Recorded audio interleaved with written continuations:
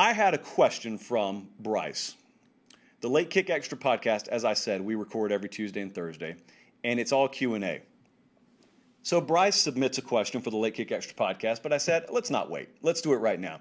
And Bryce wanted to ask about the Big 12 and the Pac-12. You can think along with me. I'm going to do a good old-fashioned countdown, no hesitation, answer out loud, and then we'll go into it. 3, 2, 1. Who do you think needs a national championship in a worse way right now, the Big 12 or the Pac-12? My answer is the Pac-12.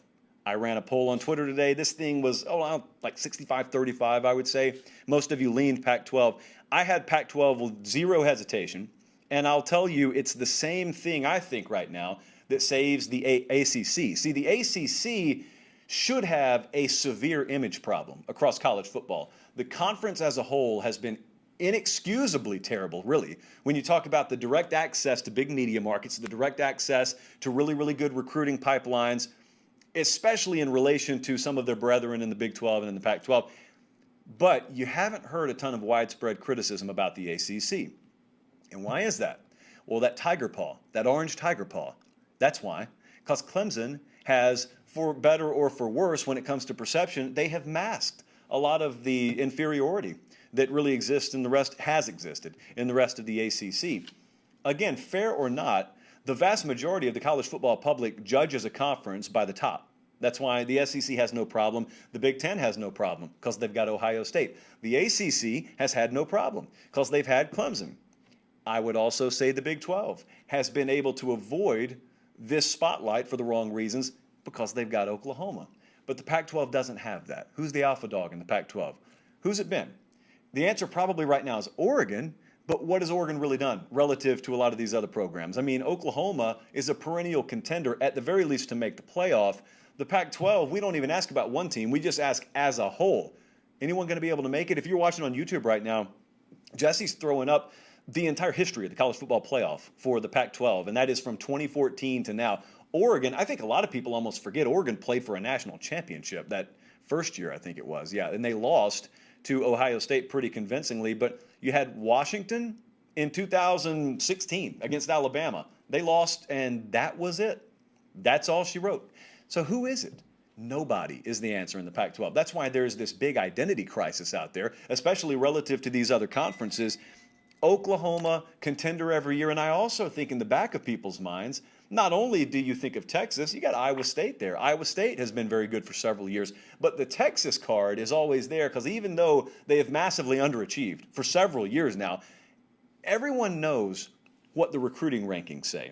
And the recruiting rankings are not the end-all, be-all, but what I mean by that is, like Director Emeritus Collin and I were talking like 30 minutes ago, the thing about Texas that's always in the back of your mind is you may not expect them to do anything, but you know, like whatever that thing is where a team just pops, some teams out there, if they pop, their maximum potential is 8-4. If Texas ever pops, and they hadn't in a while, but if they ever pop, you know, based on the sheer volume of talent in their locker room, they're capable of doing a lot more than just 8-4. Not to mention that Longhorn brand is iconic and means a whole lot around college football, and that brand equity means a whole lot. And you, again, do not have that on the West Coast right now. So the Big 12 does not have that Larry Scott Pac-12 stench on it. The Pac-12 obviously does. Now, there were even rumors today, and I'm not going to repeat them because I can't back them up, about who may take over as Pac-12 commissioner out there. But whoever takes over, there are going to be proposals thrown at that person all over the place about how to rectify and repair the Pac-12's image. And it's going to have a lot to do with how the conference is marketed. And it's going to have a lot to do with where we play our conference championship game. Of course, the media deals are going to be paramount.